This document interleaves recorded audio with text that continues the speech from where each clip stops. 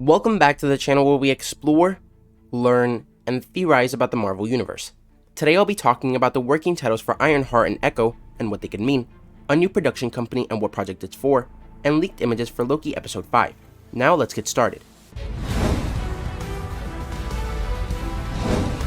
According to Lizzie Hill over at the Cosmic Circus, the working titles for Ironheart and Echo are Wise Guy and Whole Branzino respectively, but these two are incredibly interesting, more so than almost any other working titles we've gotten in the MCU.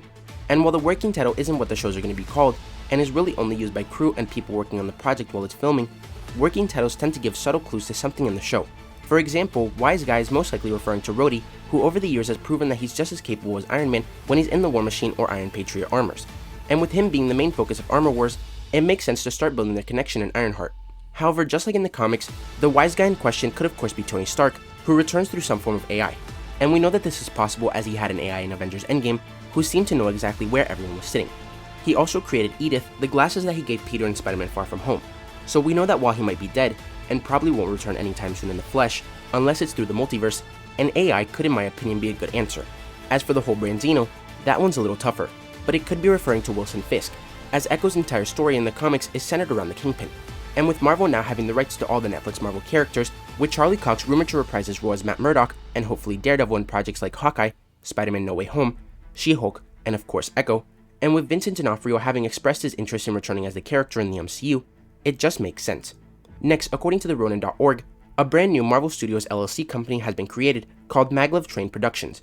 We've known for a while that Ryan Coogler, the director of Black Panther, as well as the upcoming Black Panther Wakanda Forever, will also be working on a Disney Plus show called The Kingdom of Wakanda. And Maglev Train Productions is 100% the name that show will go under.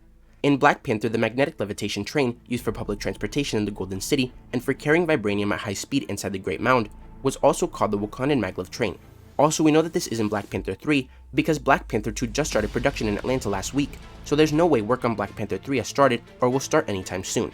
Also, the production companies used for the first two Black Panther movies were Kimoyo Productions 1 and 2 respectively, so the third movie will most likely go under the same name, Kimoyo Productions 3. And lastly, we have some new leaked images for Loki Episode 5, which show more of Richard E. Grant's classic Loki, Jack Veal's Kid Loki, and some kind of fight that will take place in the next episode in front of what looks like a makeshift throne.